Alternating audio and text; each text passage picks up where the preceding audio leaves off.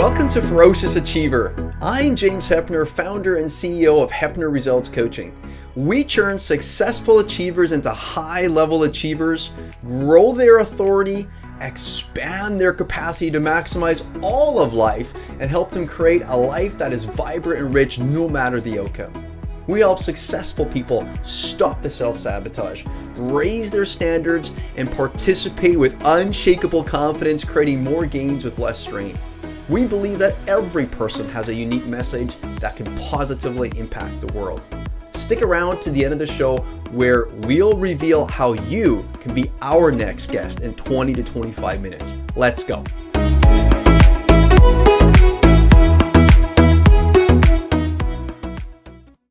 Welcome, friends, and today I have on the show someone by the name of Blaine Bertsch, and he is the CEO and co-founder of Dryrun. Blaine, welcome to the show. Oh, thanks so much, James. Happy to be here.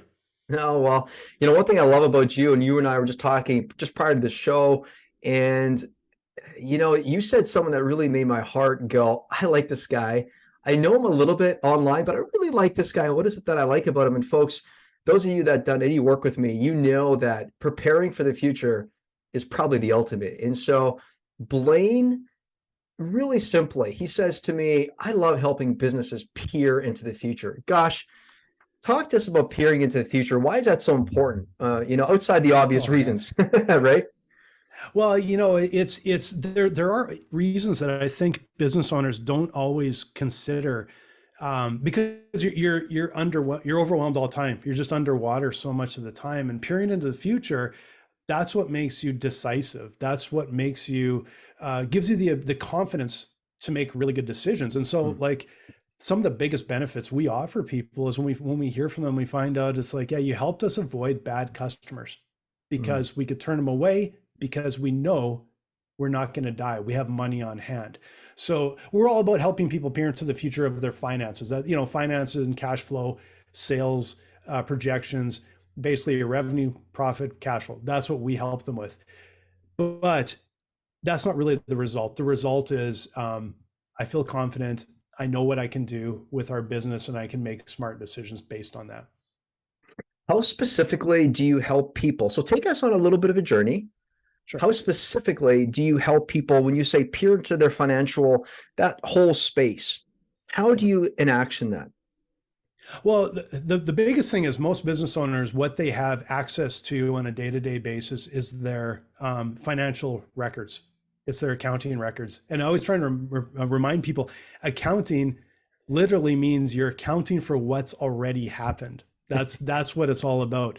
And so when you look at your financial statements, I know as a business owner, numerous times I've sat there and, accountants telling me about this is what happened. And I'm like, I know I was there. I never say that, but that's what's in my mind. But you need some way to look into the future, and they don't have access to this. So what we see is they try and dump out bits of information here and there, get it into a spreadsheet, and try and Frankenstein something together that tries to show them the way. And by the next week, let alone the next day, it's out of date already. What we do is we just help them build, first off, how much does it cost to stay in business? And you're building this expense budget that runs by itself, but you can adjust it at any time. And we let them look at their cash flow, and especially businesses that have sent out a bunch of invoices and there's a whole bunch that are overdue and there's a bunch that they're waiting for. And we give them an accurate look of when that cash will actually come in, not when it was sent, not when it was due. When do you think, when will it likely come in? And then we give them the ability to model into the future and do a bunch of what ifs and say, okay, now that I kind of have a bit of an idea what's happening, now, what if I have to hire? What if I want to expand? What if I want to open another area? All of these things, that's what we help them do. And it's really simple to do. Fantastic. What you brought up for me is, you just made me laugh on the inside. As you were talking, this thought just squirted into my brain. It was like, it's so fascinating that we think that the past can equal the future. And I think the only thing that we would probably have to deduct for that to happen, for that to be true, we would have to stay the same, but it's not even possible that we ever stay the same. Right? So never, how do you, right? So how do you, when you take someone who, and your gifting is to help people peer into, and you do that at a really high level, how do you take someone who you can feel is kind of resistant to to going beyond, well, wait a minute, they say, Blaine, my past shows this. How is it not to say that we're going to be creating about the same? What do you do and how do you show up as an organization at Dryrun to really help them go, you know what, he's got something to say and I think there's a point here and then I'm going to engage and go full on in. Yeah, well, we're not talking really like like super hypothetical, wishy-washy stuff here. We kind of like we go, let's start with your near term. What's happening in the next 30, 60 days here? What's happening in your cash flow? So you can go, okay, we got enough cash coming in. I can make payroll. I'm good. Now you can focus and you can get into the midterm and we'll help you go like, okay, how much do we have to make this year to cover all our costs and have a nice profit margin? And what that does is it relates to the sales pipeline. And now you can start to look at, well, what kind of deals are in the hopper here? What are we working on? So it is really quite tangible. The closer it is, the more tangible. The further out it is, again, it's the more hypothetical. But it's amazing. It sounds like it's like, really hypothetical until you see it. And then when you see it and you go, yeah, that's pretty accurate. But we also know that what happened last year is not going to happen this year. We will take all your information from last year and we'll go, we're going to analyze it and we're going to do some predictions for you as a starting point. But that's when we give the business owner the ability to walk in and go, yeah, okay, it's a starting point, but I know this year we got likely a recession. We know inflation has been really hitting us. We know this is happening, that's happening. Let's just start to make these adjustments and let's see how is our year likely to play out? How's our quarter likely to play out? And do we have that cash coming in the door? Because it's always every week. First off, do you have that cash coming in the door? And once you kind of know that and you've kind of covered that, then you can kind of say, okay, now what's in that midterm? How are we gonna kill it in 2023?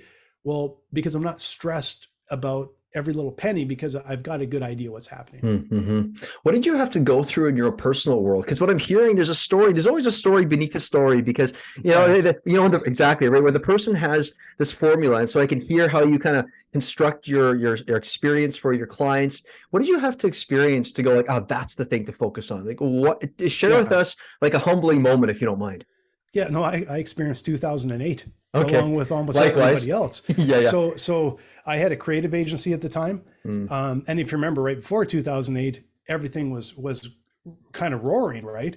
So we were, traveling all over the world and we were, here, we'll get a deal here, we'll get a deal there. And we were expanding. And then we, of course, got this giant office we were going to grow into. And, at one point, I think we had a couple ping pong tables because we had so much room, released cars, the whole works. And all of a sudden this little hint of it's a recession might come and you're like, oh, that's not going to affect us. Oh yeah, no, it affected us. At that point, 70% of our clientele were government agencies. And when they slam the door on budgets. And that's going to happen quick, right? And it happens quick. And so now all of a sudden we went from, how are we going to keep growing this thing and build cooler and cooler stuff and a real terrific business to how do I make payroll on Friday? How do I not lay anybody off? Rightly or wrongly, we didn't lay anybody off, and we're not doing that.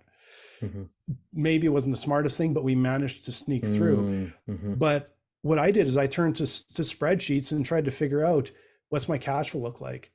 What's my sales pipeline look like, but on a timeline, because it mattered when the money was coming in and it mattered about our capacity.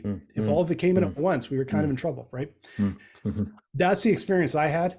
And having that information on those spreadsheets basically got us back on track immediately. We transitioned over to corporate projects. We were growing again. And fast forward a few years, I sold the business and said, well, okay, now what? And I kept going back to this issue of there was no way to really have any visibility into the future except for an incredibly painful way on spreadsheets. And that wasn't good enough for something so critical. Well, that's, it's interesting how numbers, something that's not moving, can bring up so many emotions, right? It just brings up so much, the value question, like, who am I if I don't deliver X, if we don't generate, our predictive here, right? If you could, in your own words, describe what does it look like to be a healthy version of an achiever? Well, I would say number one, the word that comes to mind is balanced. That work-life balance is incredibly important. And I say to new founders all the time that are starting down, like, of course, we're a tech startup. It's a tough place to be, right? And we've overcome a lot. It's not by doing 80, 90 hours a week, because you'll just burn out. Mm-hmm. It's by being smart, work smart, not hard. And like what I tell people is starting a business, they'll say it's not a sprint, it's a marathon. I'll say, no, it's not a marathon. You're walking around the world. Like that's years and years and years. So sprinting is the worst thing you can do. But getting a nice pace and making sure that you have a balanced life means you're going to be so much more effective. Make sure your team has a balanced life. They're going to be really effective and also happy. You want a happy team that's engaged. Don't try and kill them, right? First off, you don't look like a killer, but well, and today, this is all we're hearing about Twitter, and I thoroughly disagree with the way that he's managing his team. So right. This is the opposite. Is no, like, take care of your team, take care of yourself, right? If you could speak into that the opposite way, it's interesting. Like, I've had a few people on and they talk about this, and we all have our own versions, I'm sure, right? And what I think one of the things that I find fascinating is when somebody rises up and does the unthinkable and just takes on big giants. We tend to, at least what I observe in our family, like, or even in the greater corporate play, we tend to really get behind someone who leads the pack and they're the underdog. But when they go from the underdog to being at a certain level, we're like, well, it's just helpful. And then there's all this attacking that goes on. Like, what's your play on this? Like, you talk about startup and, ultimately, how would you say that we could, if you were Elon, what would you do? Put it to you that way. Well, first of all, I don't think it should be blindly attacking successful companies and billionaires, but I think they have such a massive impact on the world that we should be calling them to task when I think they're not treating people right, whether it's workers in the country they're based or overseas, or how are you treating people and how are you treating your customers? How are you treating the community at large? And I just look at that and think, I think he would actually be more successful and a better product if his staff were happy and engaged out of energy and passion, not engaged out of fear. What's this all about for you? Like, what's it all going to amount to? Well, I'm because I started a business, like, I think in 1999 was when I started my first business. I haven't worked really for anybody since then. I know how hard it is in business, and I know how much of a sacrifice it is. I know how much risk it is for small business, for owner operators.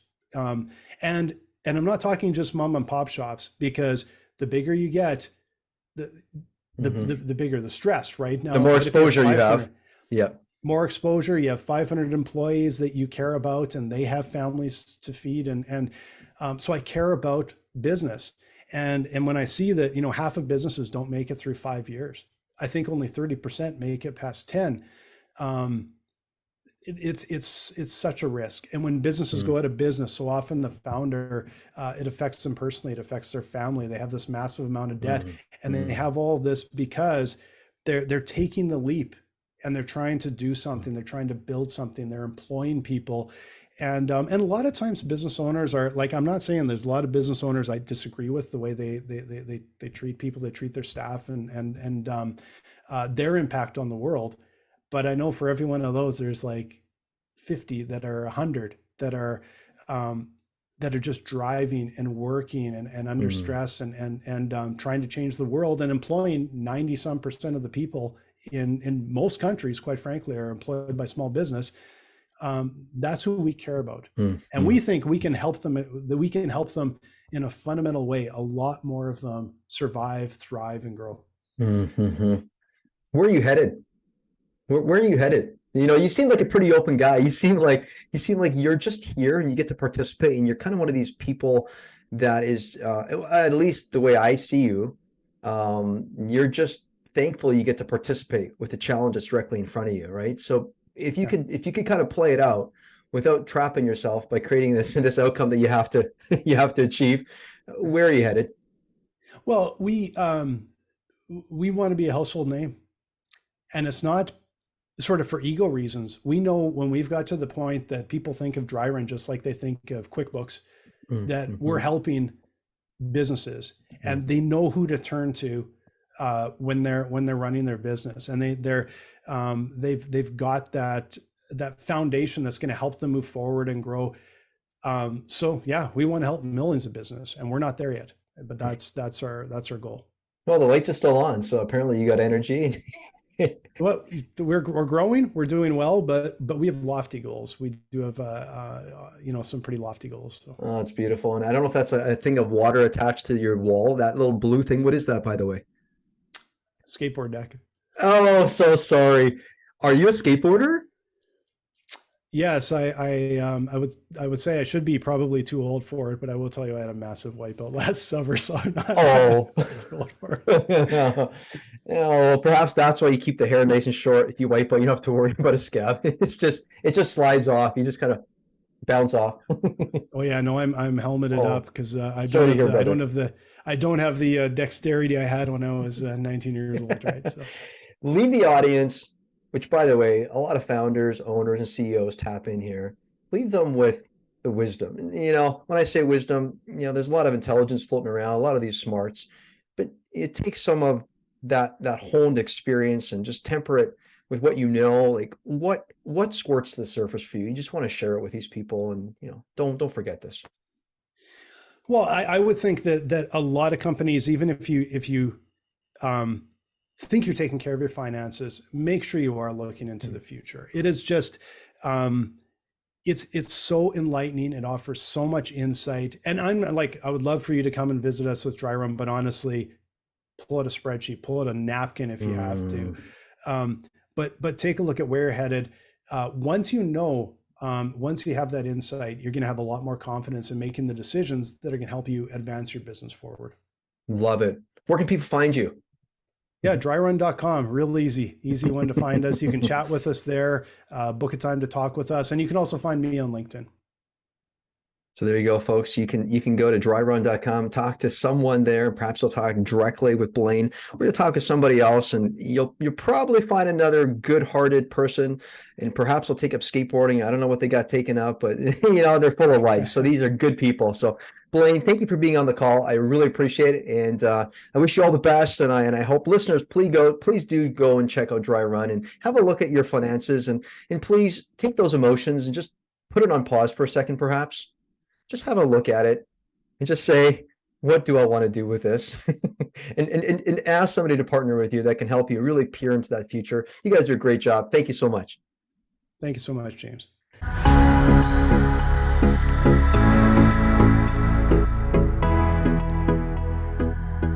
James Hepner here. Thank you so much for listening to Ferocious Achiever. If you are a successful owner, founder, C-suite executive, or CEO who would like to be on this program, please visit us at www.ferociousachiever.com. Near the top of the page, you'll see our Ferocious Achiever lion logo. And right next to that lion logo, to the right-hand side, you'll see a little blue box that when you scroll over top and click on it, it'll take you directly to that guest booking page. Now, if you got something out of this interview, would you share this episode on social media?